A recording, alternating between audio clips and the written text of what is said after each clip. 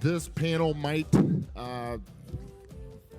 run till about 12:10, and then we'll have lunch. And once again, a reminder that at 12:55, we'd like you back in here. Steve's got a special presentation. So anyway, the regulatory panel today, first we have Christina Harrell, Group Manager of Tri-Leaf Corporation. Dina Brazil, who is VP of Cultural Resources of ECA. Suzanne Derrick, Director of Cultural Resources at EBI Consulting. And finally, one of our dear friends from Kentucky, Wu Smith, who is Regional Environmental Manager for Terracon. So I'm going to let you guys proceed. I don't know who wants to kick it off first, but fire away. Do you have the clicker? What? Clicker, right?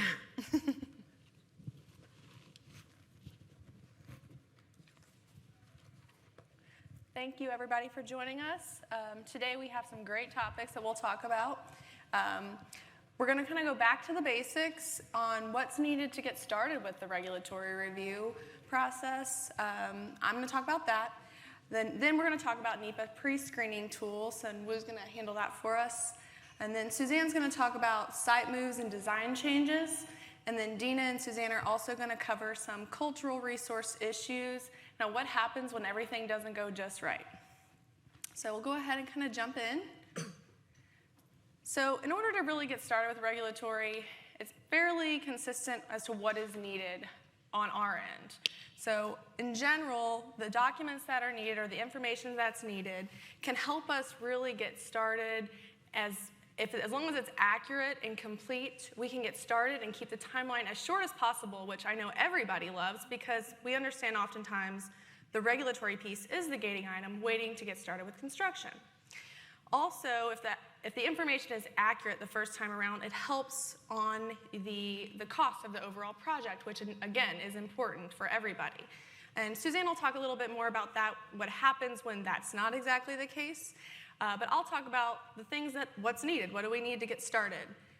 So in general, the final or survey grade coordinates of the structure, so typically 1A, 2C, are needed for a number of reasons. So the FCC antenna structure registration system operates on the coordinate locations, and it's tied to the regulatory review that gets done, and is tied, of course, to the environmental notice that is run as part of that.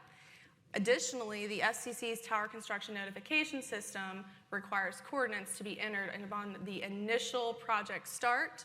And this is important because this engages the tribal nations and NHOs that have interest in a project, which is typically the gating item of the NEPA or Section 106 review. It can take a long time.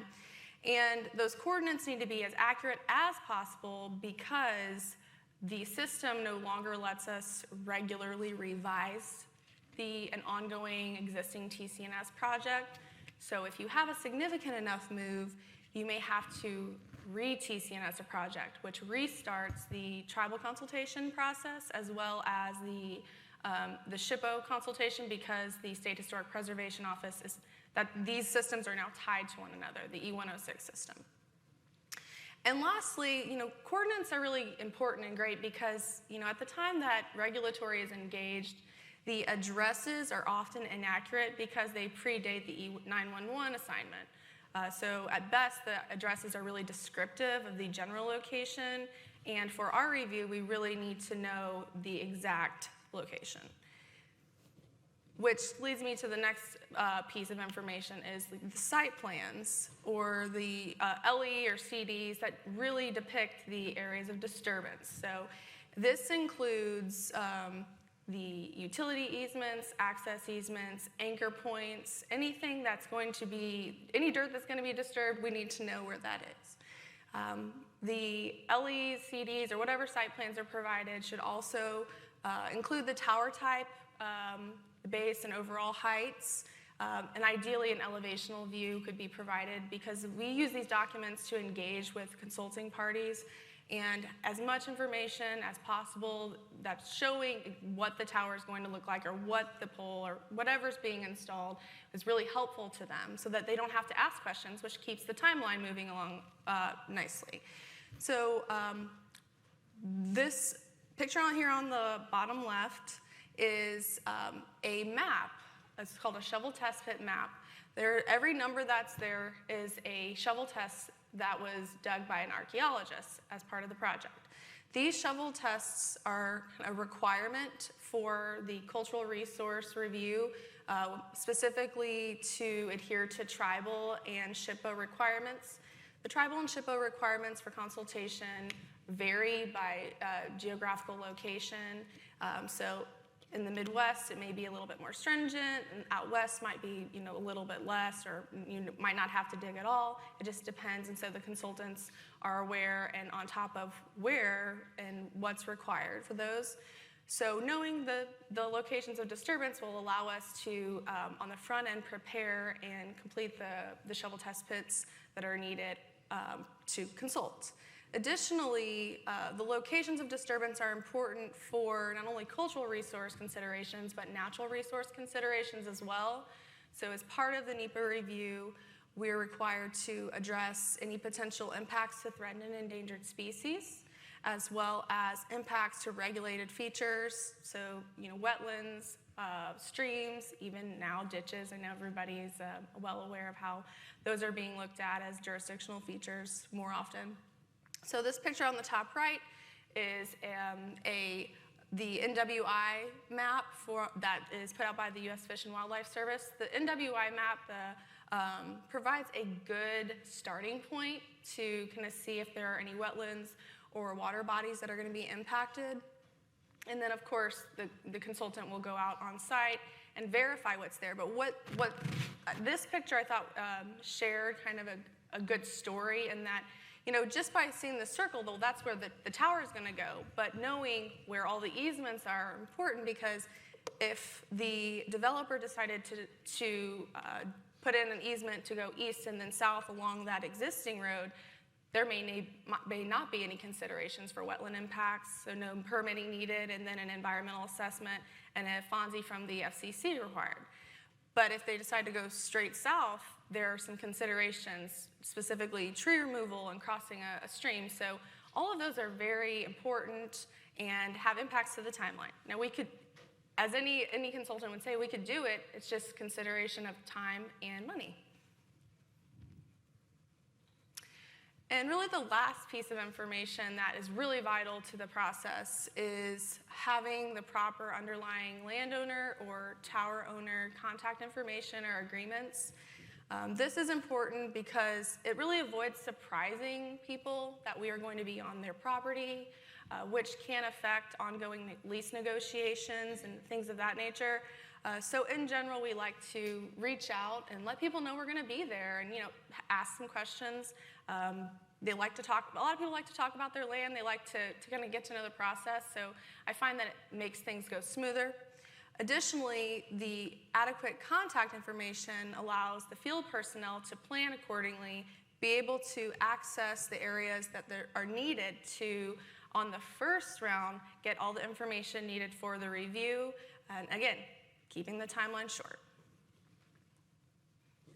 Great. So now that Christina has laid out the information that consultants typically need from the FCC applicants in order to get started with the environmental regulatory process, I wanted to also kind of expand on the art of pre-screening sites ahead of time for any potential NEPA-related issues in order to avoid headaches as much as possible down the road with site suitability. So really the purpose of pre-screening is for us to detect any potential red flags that may pop up at the earliest stages of the project as much as possible. And again, this is in order to save you guys money and time as much as possible. Really envision it as you guys taking a site visit on a desktop level, trying to understand your site, what the environmental setting is, and what the potential issues could be. And also, it's really important to look at it in the lens of what the FCC really actually cares about. And again, this is typically what we call the 8-point checklist. We're screening for wilderness areas, wildlife preserves, threatened species and their critical habitats, historic resources, archaeological resources, Indian religious sites, migratory bird issues, and of course, siting within federal and tribal land. So as practitioners that, we've been in this industry, I've been in a decade, I'm sure others in the room have been way longer. We can all agree that we're definitely running out of sites that are, pristine with zero issues whatsoever when it comes to the NEPA-related items. So how can we best capitalize on these desktop resources to put forth the best candidates forward and, get our sites past the finish line? And any of the consultants on stage will let you guys know that early detection of any potential red flags is super key in getting your site, again, across the finish line with any regulatory permits.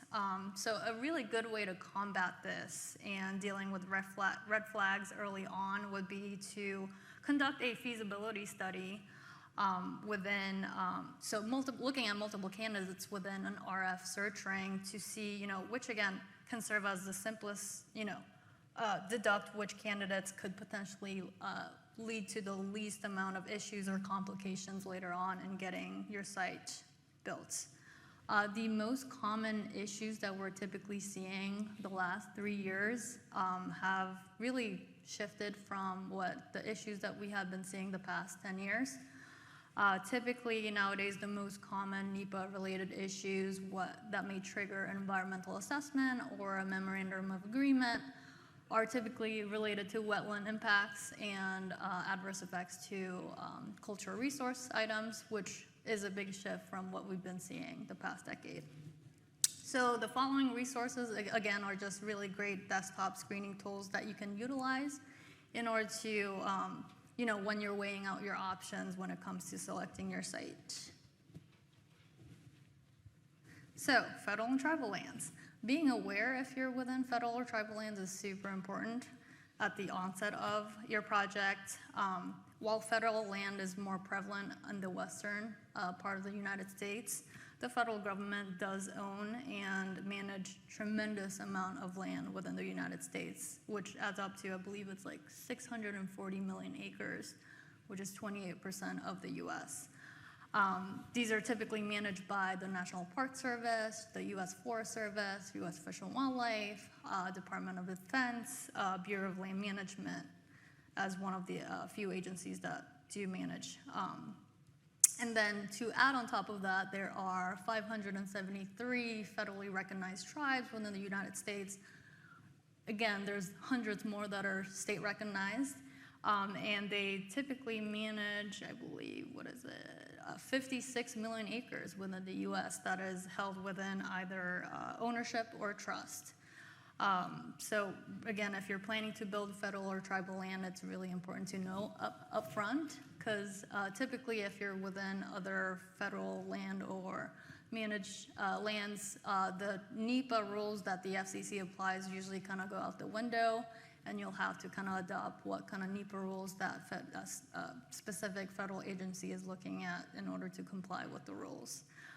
So some of the good screening tools that we have is the ArcGIS Federal Lands Mapper, which includes multiple layers with the Bureau of Land Management, Bureau of Reclamation, Department of Defense, the Park Service, Fish and Wildlife, and as well as the Forest Service. And some other screening tools also include the Bureau of Land Indian Affairs, Indian reservations within the continental U.S. map, as well as the National Atlas map as well.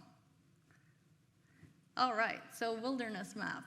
Understanding if you're going to be disturbing large natural areas is also important at the onset of your project. So the interactive wilderness map that is provided by Wilderness Connect is a great way to understand if you're going to be within a designated wilderness area up front. Typically, again, these are managed by BLM, Fish and Wildlife, Forest Service, and National Park Service.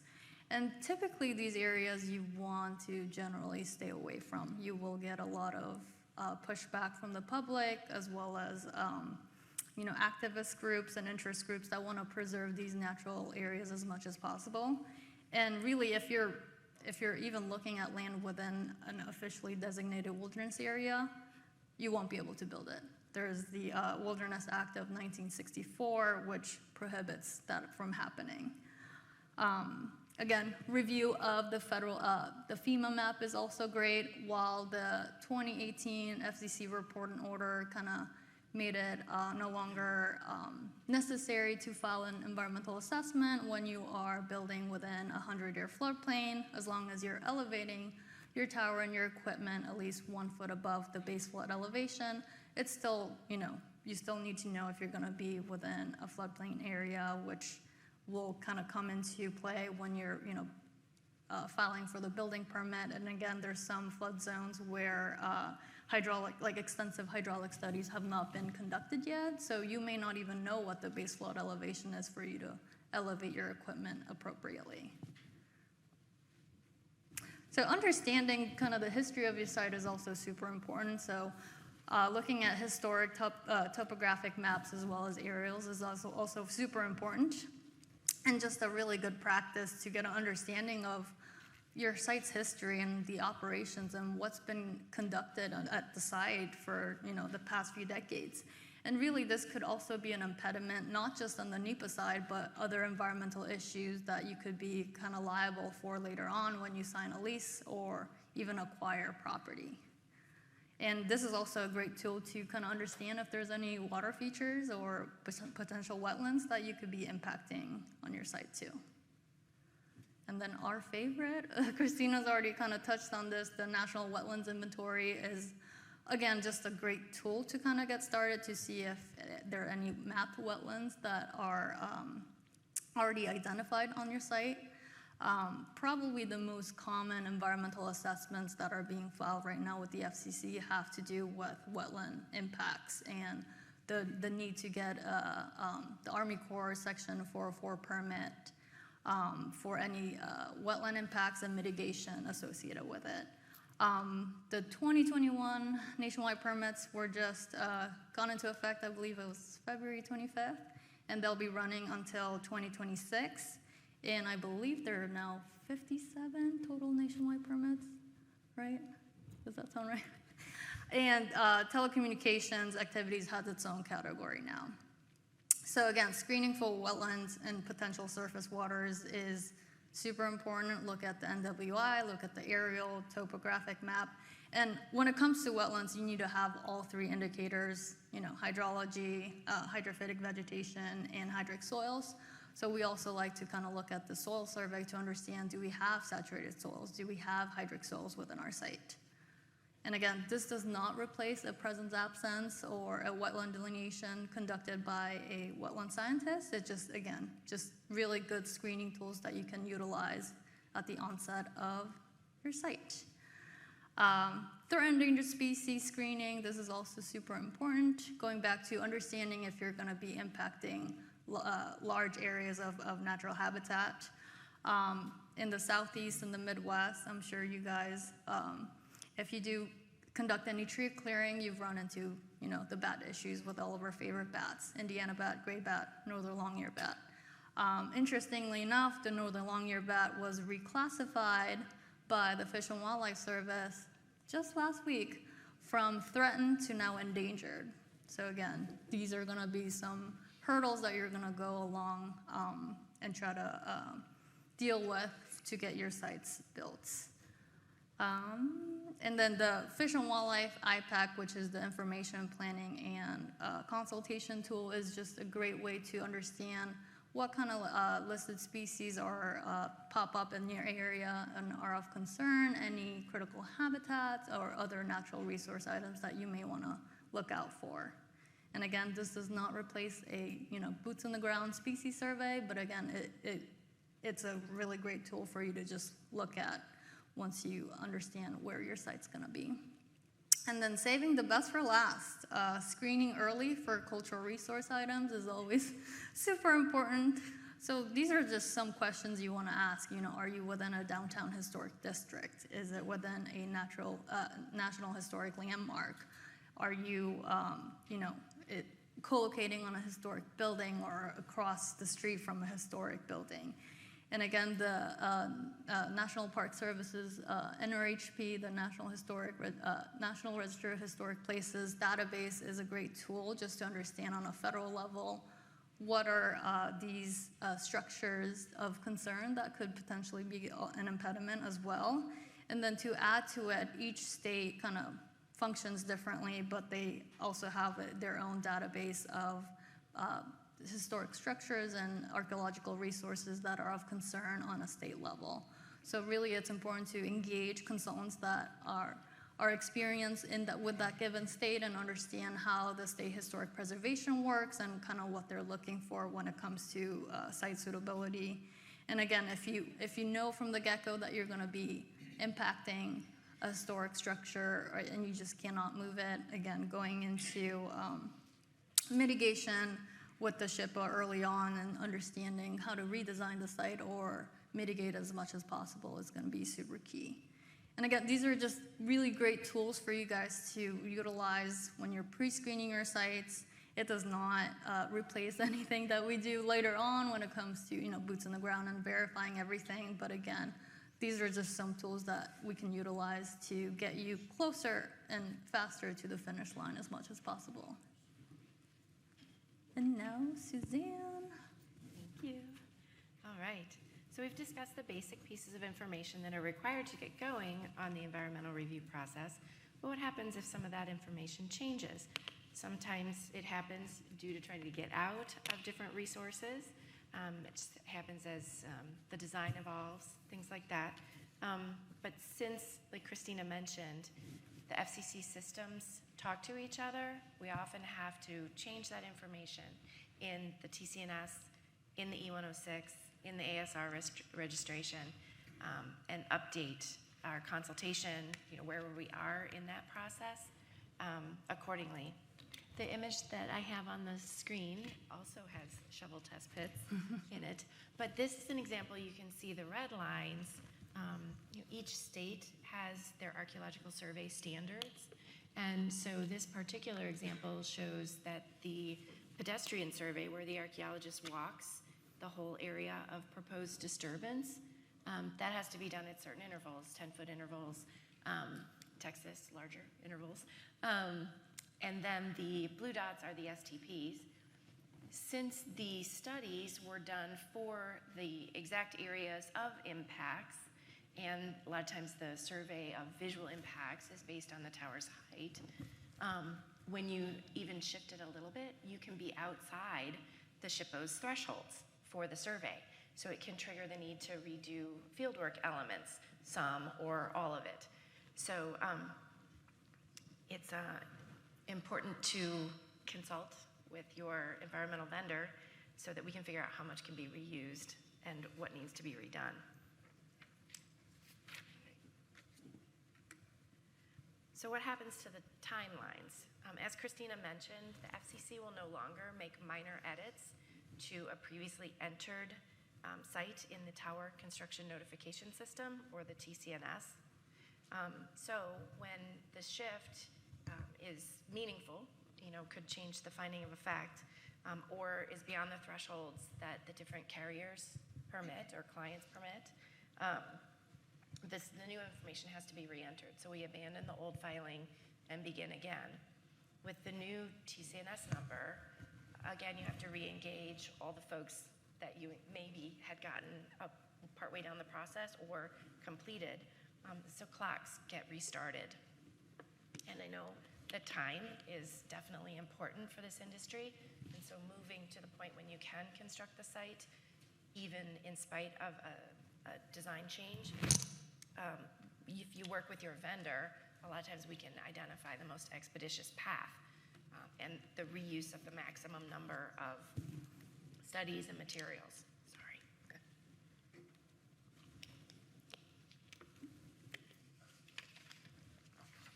All right, thinking of you now. All right, let's talk about the resolution of adverse effects. Most new facilities require consultation with the SHPO office. SHPO usually reviews your project within 30 days and responds and tells you that they have no problem, but sometimes they respond and say that your project is going to have an adverse effect on historic properties. So what is an adverse effect? An adverse effect is found when an undertaking may alter, directly or indirectly, any of the characteristics of a historic property that qualify the property for inclusion in the National Register in a manner that would diminish the integrity of the property's location, design, setting, materials, workmanship, feeling, or association. So basically anything that makes that property special. Let's take a look at some adverse effects.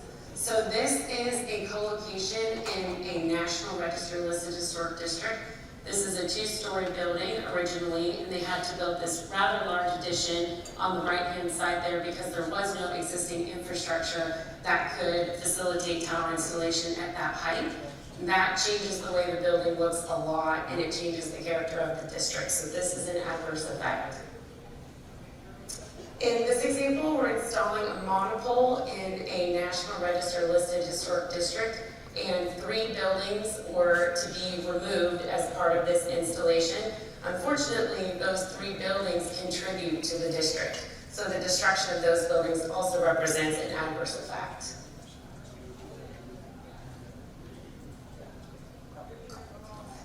In this example, we have the destruction of an archaeological site. This is a prospecting complex site in a National Historic Landmark. And although this archaeological site is not significant on its own, it does contribute to the National Historic Landmark. There is nowhere else in this area for this tower to go, and this archaeological site will be destroyed. It's an adverse effect. But this is by far the most common example that we usually see, is an adverse effect because of a tower having a visual impact on the setting. On the right-hand side, you see a monopole, and on the left-hand side, you see a National Register listed district. But more importantly, that brick building on the left-hand side is a National Historic Landmark itself that is significant to a tribe. So how do we fix these problems when we encounter them? The National Historic Preservation Act and the FCC Nationwide Programmatic Agreement require a 3-step process: avoidance, minimization, and mitigation, which the lovely Suzanne will walk you through momentarily. So step 1, how can we avoid an adverse effect in the first place? The first question we always ask when we receive an adverse effect is, do we agree? Is there something we can do to convince SHPO that they didn't get it right? So we have a few tools at our disposal. We use balloon tests. We fly a balloon, a really big, obnoxiously red balloon, at the height of the proposed facility in the location where it's planned for the facility. And consulting parties, SHPO, other people who are concerned can come and view what it's going to look like from the historic properties of concern. Sometimes that's enough to convince people that it's not as visual as you think it's going to be. Photo simulation, sometimes we take pictures that we've already submitted to the SHPO for their review and comment, and we use Photoshop to install the facility in the picture and send those back over to SHPO, and sometimes that's enough. And sometimes SHPO says, you're going to have an adverse effect on something that is eligible for listing, and our architectural historians don't agree.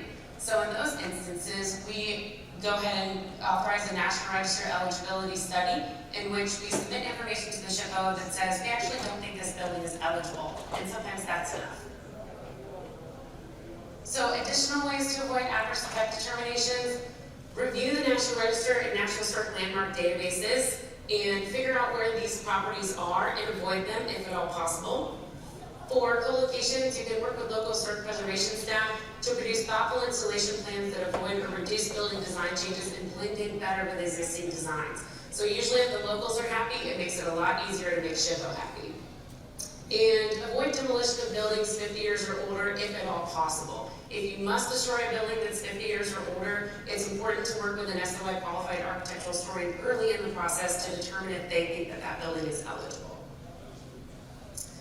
All right, step 2. So if we can't avoid adverse effects, how can we minimize them? We are actually required to demonstrate to SHPO and consulting parties that we've done everything we can if we're going to have an adverse effect to make it not as bad as it is in the first place. So one of the things we can do is reduce the height. Sometimes height reductions are actually enough to avoid an adverse effect, but sometimes they really move the ball forward in convincing SHPO and consulting parties that you've done everything you can to reduce an adverse effect so that they're willing to move on to the next stage in the process. We can also entertain design changes, such as switching from a self-supporting lattice to a monopine. I think they look like toilet brushes, but SHPO loves them. We can also, for co-locations, flush mount antennas to the side of a building and paint to match, instead of affixing them to the very top of, say, a penthouse and having it look like a crown of thorns around the top of the building. Right. So Dina just talked with you about both the alternatives analysis process. And before you're even allowed to move on to the MOA process, you have to go through that process. And what if, despite your most creative efforts, you still can't get the SHPO to agree that it's not an adverse effect? Well, that's what the memorandum of agreement process is about. It's called MOA. I'll probably say that from here on out.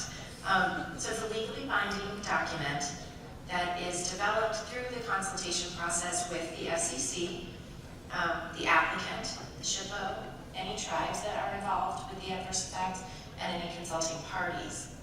The MOA will end up outlining the conditions under which the tower can be constructed, so the physical properties of it, the height, the materials, the design, any stealthing that should be employed, any vegetative buffers, things like that. So the physical characteristics of the proposed tower will be outlined in the MOA.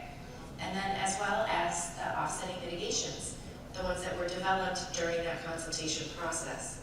And Adam, oh, I'm sorry, I forgot to advance the slide. Sorry. So the FCC has some basic parameters, like all the federal agencies, that the mitigations need to provide a public benefit. It can't be a donation to a local property owner. And it must serve the affected resource.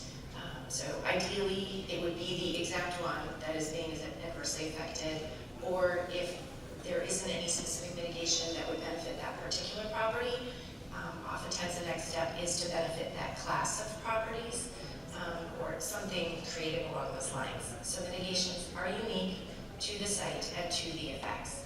All right, some examples that we have done. So National Register nominations, there's a lot of them that date to the 70s, the 80s, and so standards have changed over time, plus development has happened in these areas. So we see this a lot with the Virginia battlefields. Most of them have been impacted with suburban development. So many times a mitigation that is helpful to the SHPO and planning process and review of later projects can be to update that National Register nomination. Sometimes boundary changes are appropriate, property counts, discussions of integrity, things like that. So that can be a mitigation that can be appropriate based on the resource that's affected. Another one that leans into the technology that is potentially causing the adverse effect is a cell phone tour. And this is one of the examples that when Mr. Del Sorio would do the annual presentations, he talked about cell phone tours. So basically, the applicant can agree to a mitigation where environmental consultants or historians would create information that could then be linked to QR codes. So we had a cemetery that was affected, so we had QR codes on independent little posts. We weren't damaging anything. And the visitors could scan that to get an overview of the cemetery's role in that community's history, why it's important, the landscape design that was employed there and how it pushed forward cemetery design in a certain path, and then any notable burials that contributed to the significance of the cemetery. So that was a mitigation that was custom to that project, or to that resource that was being affected. Another example that also uses sort of modern ways to share history is story maps. Story maps are used for all sorts of things, wetlands, community planning, projects, and they work great for conveying information and engaging maybe the locals or visitors into the history of that area, which can also help. SHPOs like that because you're hopefully bringing in maybe the next generation of young historians to value their community's historic resources.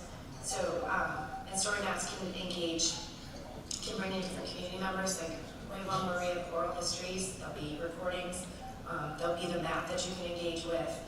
Different pins will show you line drawings of the property type and why they're unique examples of their kind. So it's pretty cool to do. All right. MOA's impacts to timelines. Again, we know time is super important to this industry, and unfortunately, having to go through the MOA process can cost time, significant time. If you figure an average of a year, hopefully you won't be having heart palpitations at the end. They can go on longer if you have a lot of public opposition or parties that say they want to participate but won't come to the table, or have very different desires for the mitigations. The FCC's expectation is that a good faith effort will be made to engage those folks, and that a mitigation will be agreed upon in the end. And so a lot of times that just takes a lot of time to get people to come to the table repeatedly, get everyone on the same page. So so time is definitely a thing. As I think Wu mentioned, the FCC no longer requires an EA to complete the environmental review process. They don't require it for MOAs as long as it's been executed by the SHPO. However, a lot of us work, with FirstNet, where FirstNet may be the lead. They do still require the EA, so it's important to understand that while that timeline has been taken off of FCC projects, it does still pertain if FirstNet is your lead. And then I think just the bright side is that adverse effects are not site killers necessarily if you have made a good faith effort at your alternatives analysis process. And that does result in the determination that there are no reasonable alternatives. That then the MOA process is your path forward so that you can ultimately build the site.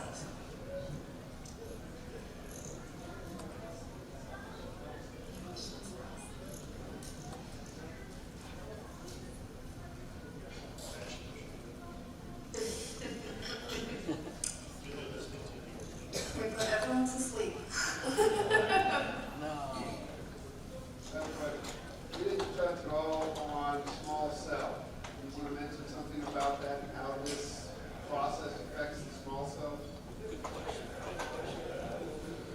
What part exactly? The whole environmental review, or the lack of the 2018 report and order now, or? Well, does the small cell, does it require the full review, or is it grandfathered in like the co-location, or how is it dealt with? Particularly when you have one like one photograph. Well, so there are exclusions available for small cell installations. So normally, an applicant would engage an environmental consultant like us to review to see if any of those exclusions apply to that installation. And there are quite a few available. So there are several that don't require the full review. However, if it does require the full review, or the amended process, like the 7C submissions where you're co-locating a light pole like this, if it's in a historic district or adjacent to one, there's a streamlined review where you engage the SHPO to review it. So that definitely cuts your timeline down. But there are many that just go through that exemption and require very little time to complete the review. Others that do get tripped up and need the full review could either go, as co-locations or as rolling new builds, new tower sites. Does that answer the question? Yes. What is the timeline for something like that on a small cell to get that NEPA process through? The exemption review is very quick. Well, no, obviously that's the exemption part, but if it has to go through the full review, what are the timelines similar to a regular tower? And they're the same as a regular rolling new build tower. And that was some of the reference to the tribal consultation piece is the same, regardless of whether or not it's a small cell, new pole being placed, or a rolling new build tower. Generally, the tribal timeline is the same. So they do have the same timelines. Yeah, so if you're not or if no exclusions are available to you, you'll have to go through the full NEPA and NHPA process. So that average of 90 to 120 days. So knowing if your location, your placement, your design is eligible for any exclusions is really important, and that's where really we come in and can really help you out in your design and recommending maybe if you you change this or place it here, you may be eligible for an exclusion, which saves time, which is king here. And as Lou had mentioned, the pre-screening, any of us could be engaged to assist with that process, and that's a service that we complete as well.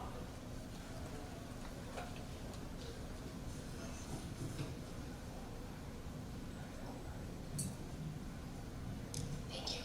So in the mitigation process, if a conclusion cannot be like reached, where do you draw the line and say, okay, we're gonna have to move forward somewhere?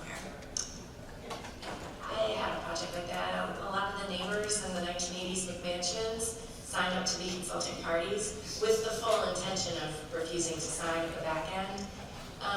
So that's the part where you just keep having to show those good faith effort steps. They were invited to participate. We sent it via registered mail. We sent it email. We made phone calls. As they kind of ticked off, we just showed our call logs to the FCC. And at that time, it was Mr. Del Sordo and Mr. Johnson, and they were said, all right, now you've done enough. So it adds time to the process, but there is a way, there is a point where the FCC, once you document your good faith efforts, will let you step out with them. So.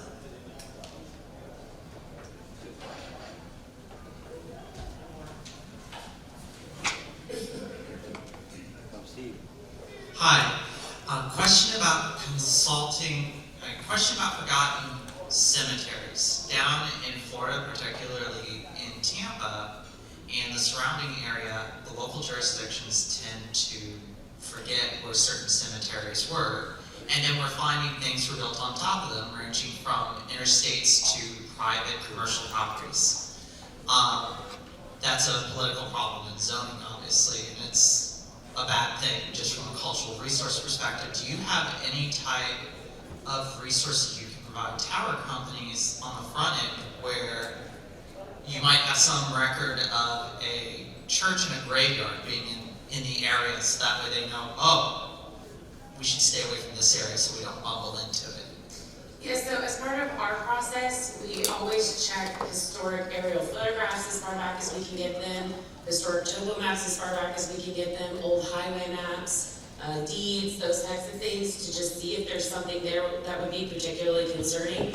So if we found evidence that there may have been a cemetery somewhere where a tower was needing to go, we would want to make suggestions for special studies up front, like ground penetrating radar, GPR studies, obviously archaeological survey, and those types of things, to take those extra precautions right up front.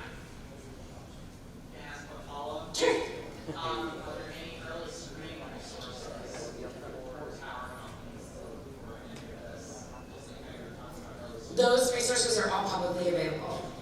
The topo maps, photographs, aerial photographs, all of those things are easily available online.